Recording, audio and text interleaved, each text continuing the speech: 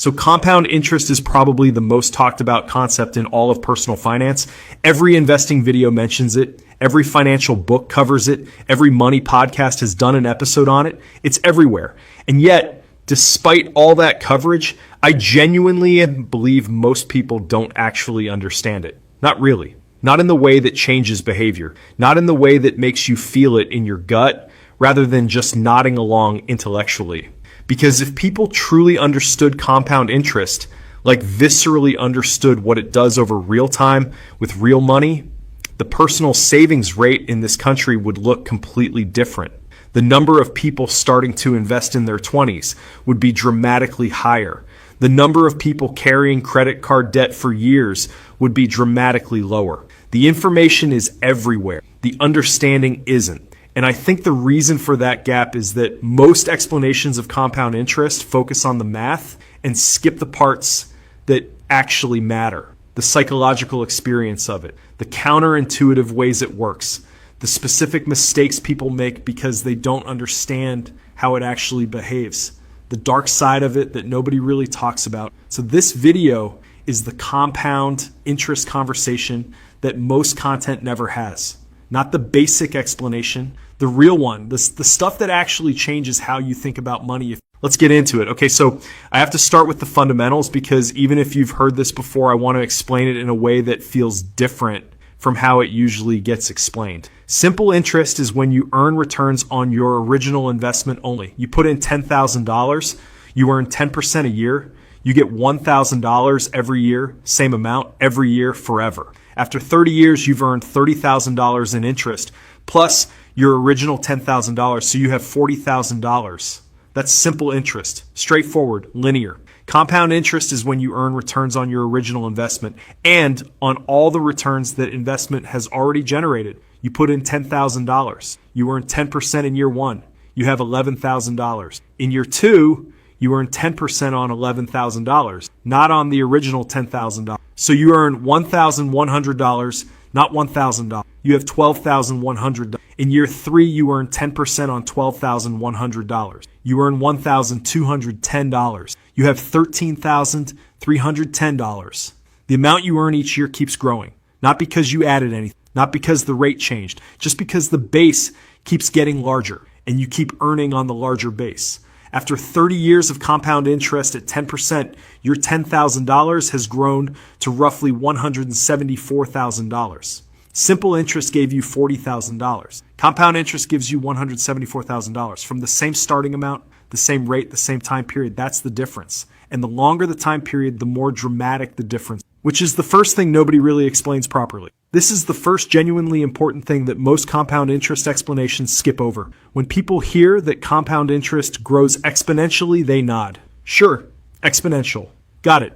But human brains are not wired to intuitively grasp exponential growth. We understand linear. We understand proportional. We fundamentally struggle with exponential at a gut level. Here's a famous example that illustrates this.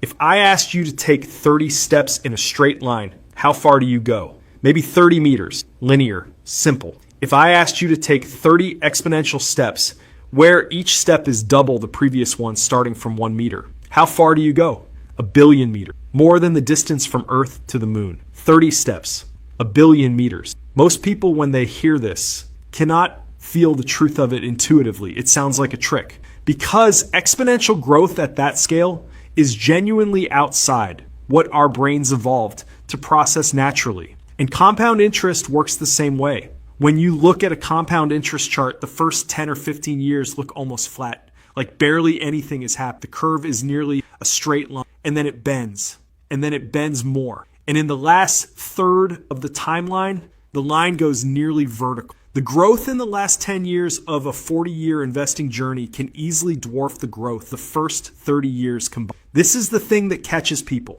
They look at their portfolio in year 5 or year 8 and they see the flat part of the curve. And they conclude, correctly based on what they can see, that nothing impressive has happened. But they're making the mistake of judging the entire trajectory by the flat part. The steep part comes later, way later. And it comes whether you're watching or not, as long as you stayed in. Let me put real numbers on the exponential thing because I think seeing it specifically is more powerful than describing it abstractly. Someone invests $500 a month starting at 22, earns 10% annually, retires at 62, 40 years. Let's look at what happens in each decade. Ages 22 to 32, first 10 years. Total contributions, $60,000. Balance at 32, roughly $95,000 to $100,000. Growth from returns, roughly $35,000 to $40,000. Ages 32 to 42. Second decade. Additional contributions, $60,000. Balance at 42, roughly $330,000 to $340,000. Growth from returns in this decade, roughly $180,000 to $190,000.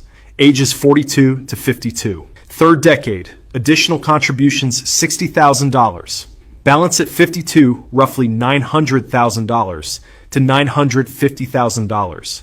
Growth from returns in this decade, roughly $510,000 to $550,000. Ages 52 to 62. Fourth decade, additional contributions, $60,000. Balance at 62, roughly $2,300,000 to $2,400,000.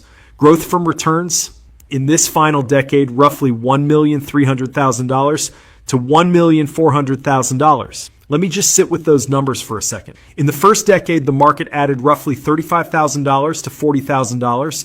In the final decade, the market added roughly $1,300,000 to $1,400,000. The final decade produced 35 times more growth than the first decade, from the same 10% return rate, from the same $500 a month contribution. The only difference is the base that the return was working on. This is why every year you start earlier matters so much.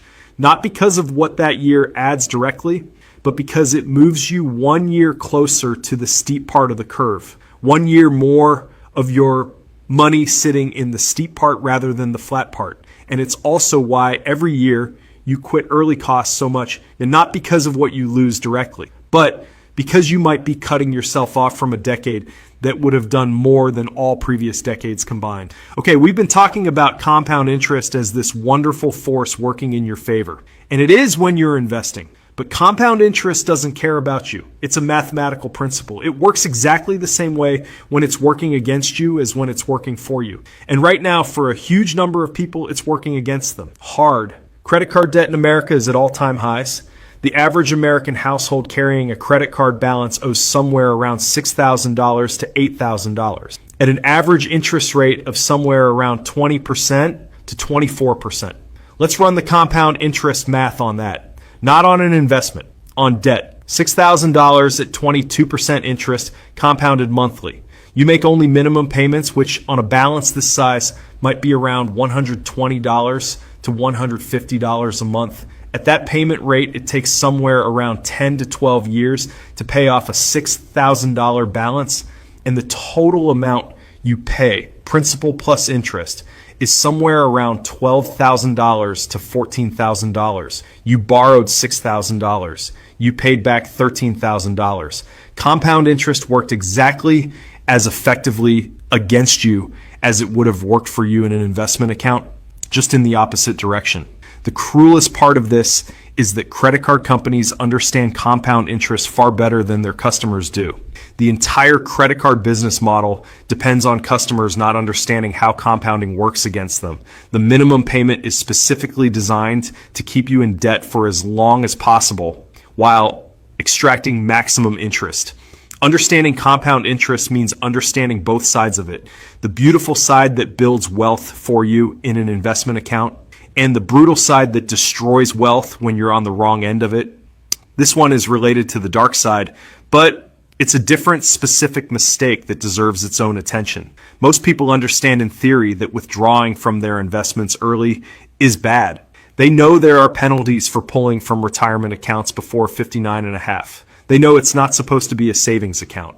But I don't think most people truly understand the full cost of an interruption to compounding, because the cost isn't just the amount you withdrew. It's everything that amount would have become. Let's say you have $50,000 invested at 35 and you need $10,000 for something. You pull it out. On the surface, you lost $10,000 from your balance. That's the obvious cost. But that $10,000 at 35, left alone for 25 years until age 60, would have become roughly $108,000 at 10% annual returns. You didn't lose $10,000, you lost $108,000 of future wealth. The $10,000 was the cost you paid. The $98,000 in foregone growth was the cost you didn't see. This is why the emergency fund is so important and why wealthy people treat their investment accounts as untouchable. Not because the immediate withdrawal hurts, because the long-term cost of the interruption is always dramatically larger than the withdrawal amount. Every time you interrupt compounding, you're not just taking money out of today's account. You're taking it out of the steep part of the curve in the future. Okay, so compound interest is powerful at 10% annually. But what does it look like at 9% or 8%? Surely those are close enough that it doesn't really matter. It matters a lot. $100,000 invested for 30 years. At 10% annual return, it grows to roughly $1,744,000. At 9% annual return, it grows to roughly $1,326,000. At 8% annual return, it grows to roughly $1,006,000.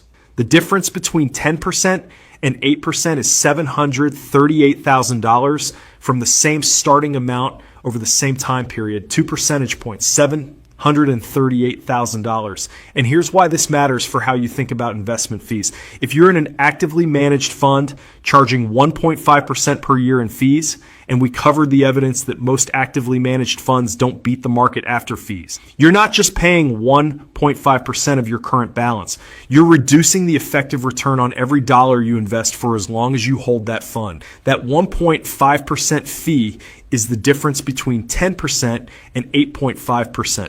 And as we just showed, the difference between those numbers over 30 years on a meaningful balance is hundreds of thousands of dollars gone to fees for a fund that almost certainly doesn't outperform the index anyway. This is why the expense ratio on an index fund matters even when it seems trivially small. The difference between 0.03% and 1.5% in annual fees, compounded over 30 years, is genuinely enormous. Not a minor optimization, a potentially life-changing amount of money. This is the one that surprises people most when they see the real numbers. Most people assume that the amount they invest matters more than how consistently they do it. Like a $10,000 lump sum invested once must be better than $100 a month for a few years.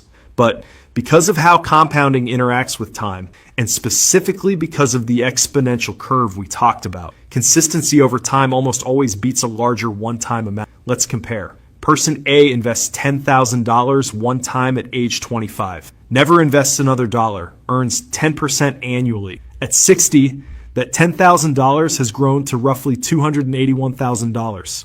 Impressive for doing nothing after that initial investment. Person B invests $100 a month every month starting at 25. Same 10% return. At 60, person B has roughly $379,000. Person B invested $100 a month for 35 years. Total contributions $42,000. Person A invested $10,000 once. Person B ends up with more money from less total investment, just from the consistency of regular contributions over a long time period. Now, obviously, the ideal is both, a meaningful starting amount and consistent monthly contributions. But the point is that if you're waiting until you have a large lump sum to start investing seriously, the waiting is costing you more than the delay saves you in terms of investable amount. Start with whatever you have. Start consistently. Increase over time. The consistency does more than the amount in the long run. Okay, we touched on this earlier with the exponential curve thing, but I want to go deeper because I think this is the most practically important thing in this entire video. The lived experience of compound interest in the early years feels almost nothing like what you'd expect from something described as the most powerful force in finance. Year one, you invest $500 a month and earn maybe $600 in returns. That's less than your monthly contribution. The market contributed less than 1 month's worth of your effort. Year three, you've contributed $18,000 and the market has added maybe $3,500. The market is doing maybe 20% of the work. Year 5, you've contributed $30,000 and the market has added maybe $8,000 to $9,000. The market is doing maybe 25 to 30% of the work. This slow building, where your effort dramatically outpaces the market's contribution for years, is genuinely difficult to see.